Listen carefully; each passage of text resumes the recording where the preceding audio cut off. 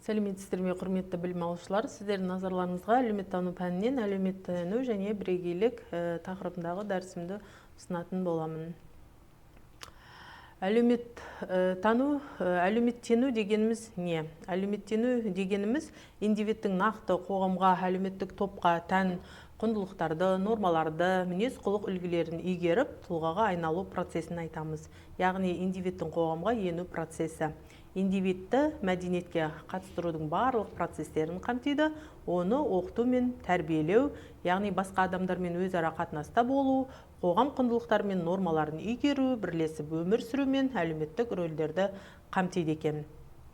Әлеуметтендірудің тікелей сферасына, яғни жанұя, тәрбие мен оқу орындары, еңбек ұжымдары, бұқаралық ақпарат жүйесі тағы басқа кіреді. Тоқтаусыз әлеуметтендіру процесінде мәдени тәжірибені ұрпақтан ұрпаққа тасымалдайтын жаңа адамдар үздіксіз қосылып отырады, қоғамда жаңартуды қамтамасыз етеді. Әлеуметтенудің механизмдеріне келетін болсақ, ол еліктеу, яғни еліктеу дегеніміз индивидтің өзі еліктеп отырған объектінің ерекшеліктері мен мінез-құлық үлгілерін айнытпай салуы, теңдестіріп отырған топтың құндылықтарын саналы түрде қабылдау, ал бейімделу пассивті бейімделу қылығын таңдау, адаптация белсенді бейімделу позициясын таңдау, конформизм, яғни келісімге келу, субъектілік позициядан бас тарту, қолдау үлгісі, яғни қалыптасқан әлеуметтік тәртіптерді қолдаудың әрқилы түрлері, қақтығыс субъектінің өзінің позициясының қарама-қарсы тұрған жақпен сәйкессіздігін сезіну болып табылады. Әлеуметтену процесінің ерекшеліктеріне келетін болсақ, әлеуметтену процесінің ерекшеліктері бірінші жағдайда адам қиындықтармен қақтығыса отырып белгілі бір әлеуметтік рөлдерге тікелей енеді. Екінші жағдайда әлеуметтік құндылықтар жүйесінің нақты қызметі жеке адамның қалыптасуына әдейі болмаса да шешуші әсер беретіні меңзеледі. Үшіншіден, әлеуметтену процесі бұл жеке адамның өз индивидуалдығын, өзінің дара нақты қабілетін табу екенін айрықша атап көрсету керек. Бірегейлік теориялары, яғни бірегейлік Зигмунд Фрейд бірегейлік тұлғаның басқа да адамдармен салыстырғанда өз ерекшелігін, өзіндігін түйсіну, сезіну деп қарастырған. Зигмунд Фрейд бірегейлікті тұлғаның басқа адамдармен салыстырғанда өз ерекшелігін, өзінің түйсіну, сезіну деп қарастырса, яғни ғалым бірегейлікті екі түрде қалыптасатын құбылыс ретінде сипаттайды. Бірінші сипатында ол өзгелерге еліктеп, осы топпен ұқсастығына өз көзқарас тұрғысынан бағалайтыны ретінде, және екінші сипаты өзіне жат өзгешеліктерден ерекшеленуі ретінде сипатталады. Келесі Парсонс тұлғаның бірегейліктің қалыптасуын оның әлеуметтік қоғамға бейімділігі мен кәсіптік икемділігімен байланыстырады. Әлеуметтенудің кезеңдеріне келетін болсақ, яғни бейімделу кезеңі деген, яғни туғаннан жас өспірімдік шаққа дейінгі бала әлеуметтік тәжірибені ойланбастан қабылдайды, соған бейімделеді, икемделеді. Даралану кезеңі, яғни басқалар арасынан өзін бөле көрсету ниеті пайда болады. Бірігу кезеңі, яғни қоғамдағы өз орнын табу ниеті пайда болады, қоршаған ортамен үйлесім табуға ұмтылыс жасайды. Еңбеккерлік кезеңінде адам тек әлеуметтік тәжірибені меңгеріп қана қоймай, өз еңбек әрекетімен қоршаған дүниеге ықпал жасайтын болады. Еңбеккерліктен соңғы кезең ол әлеуметтік тәжірибені қайта жасауда әрі оны келесі әулетке өткізуде үлкен де маңызды үлесімен танылатын адамның егде жасын айтуға болады. Сонымен қатар бірінші реттік және екінші реттік әлеуметтенумен ерекшеленеді. Бұл жерде бірінші реттік әлеуметтенуде туылғаннан бастап жекелеген тұлғаның қалыптасуына дейінгі аралықты қамтитын болса, ал екінші реттік әлеуметтенуде жеке тұлғаның қайта құруы болып табылады. Гендерлік әлеуметтену. Гендерлік ұғымы, яғни жыныстың әлеуметтік құрылымы деген мағынаны береді.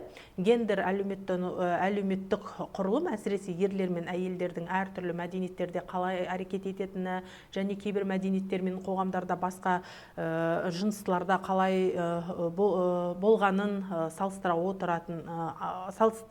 отырып айқын көрінетін болады. Гендерлік әлеуметтену бұл адамның өз гендерлік рөлін игеру үрдісі болып табылады. Осы үрдіс арқылы ер және әйел ұғымына сәйкес қоғамдағы этикет нормаларын, жынысына қатысты құндылықтарды, қажеттіліктерді меңгереді. Әйелдер мен ерлер арасында негізінде айырмашылықтан гөрі ұқсастықтар көп. Қазіргі таңда кейбір әйелдер спорт түрімен айналысатын болса, ер кісілер тамақ жасаумен айналысады. Бұл біздің санамыздағы әйелдер мен ерлерге қатысты күтілімдер мен әр топ үшін қолжетімді мүмкіндіктер арасында айтарлықтай айырмашылық бар екенін көрсетеді. Әрине, ерлер мен әйелдер арасындағы айырмашылықтарды биология ғылымы түсіндіреді десек те, ерлер мен әйелдердің өміріндегі көптеген айырмашылықтар биологиядан гөрі әлеуметтік көзқарастар мен құрылымдарға байланысты болады.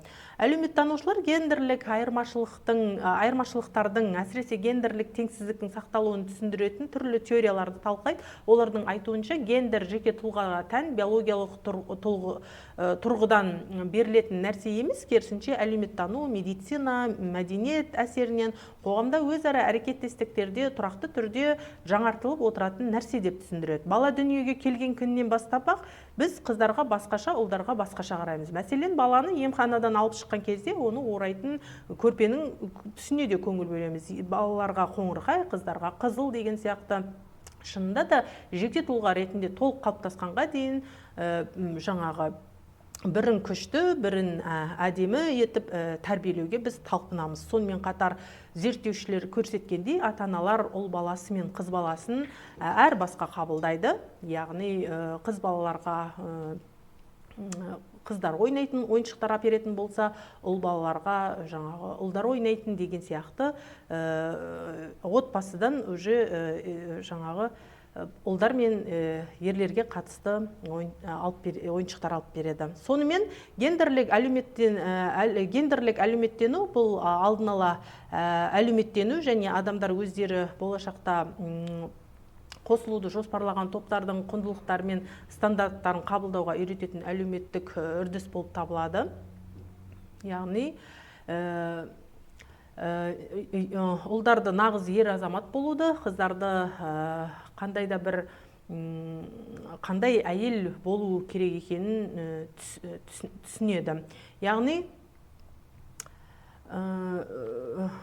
жаңағы Шари Дворкин спорт залында жаттығушыларды бақылап бір эксперимент жүргізген болған.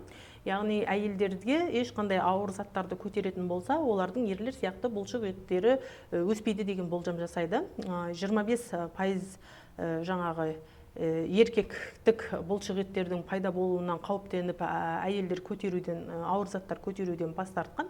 Шынында да әйелдердің ауыр затты көтерсе, ерлер сияқты бұлшық еттері жетіліп кетуі дәлелденіп, қазіргі таңда әйелдерге ауыр құралдарды көтеруге тыйым салады.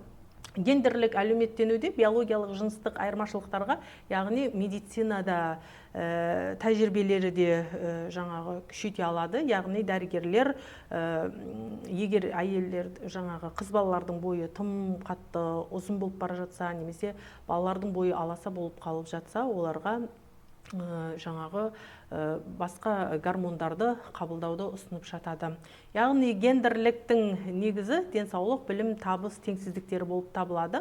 Яғни ерлер жоғары әлеуметтік жаңағы деңгейіне қарамастан орта есеппен алғанда әйелдерден қысқа өмір сүреді. Деректерге сүйенетін болсақ, 20-20 жылы дүниеге келген ер балалардың жасы 77 жасқа жетсе, ал қыз балалардың жасы 81 жасқа дейін жетеді деген болжам бар. Бұл айырмашылықтың себебін көрсететін болсақ, яғни ер азаматтар әйелдерге қарағанда әлде қайда қауіпті жағдайларда жұмыс жасайды екен.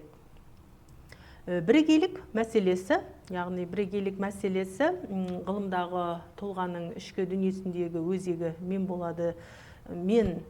болады деп болжамдайтын мен тұжырымдамасымен тығыз байланысты. Бұл жерде мен сана сезім түсінігіне көбірек жанасатын, адамның өзі туралы, басқалар туралы ұғымдарынан туындайтын құбылыс болып табылады. Бірегейліктің екі деңгейін бөліп көрсетуге болады.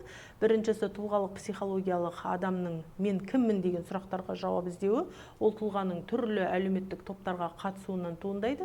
Яғни бірегейліктің бұл деңгейі адамның қандай да бір топпен байланысын, өзінің осы топқа қатынасын бағалауынан туындайды. Екінші деңгейде әлеуметтік психологиялық тұлғаның әлеуметтік топтарға қатысын білдіреді. Адам өз тобын басқа топтармен салыстыра отырып, оны бағалап, сол топтың мүддесі үшін қызмет етеді. Әлеуметтік психологиялық бірегейліктің бір түрі ретінде ұлттық әлеуметтік бірегейлік қарастырылады.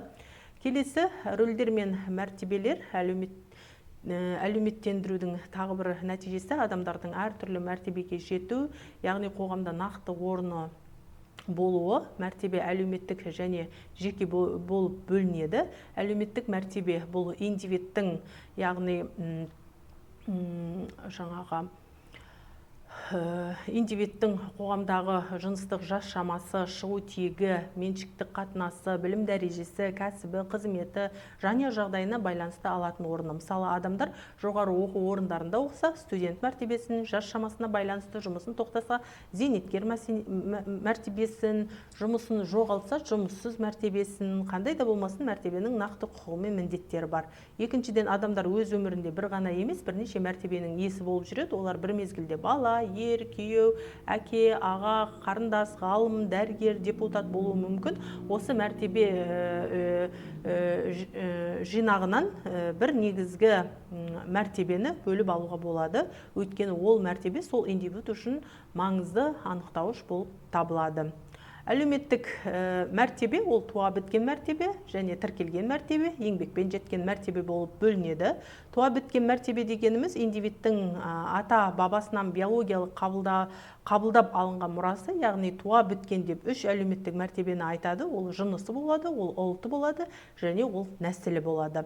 Екіншіден, тіркелген мәртебе, яғни адам дүниеге келгенде емденеді, немесе кейіннен тап, қоғам сондай деп қабылдайтын күйді айтамыз. Ал үшіншіден, еңбекпен жеткен мәртебе, адам өз еңбегімен өз таңдау арқылы жеткен күй, ол білім, еңбек мамандығын алумен, еңбектегі қызметі мен іскерлігінің өсуімен, қандай да болмасын сіңірген еңбегімен тікелей байланысты болып табылады.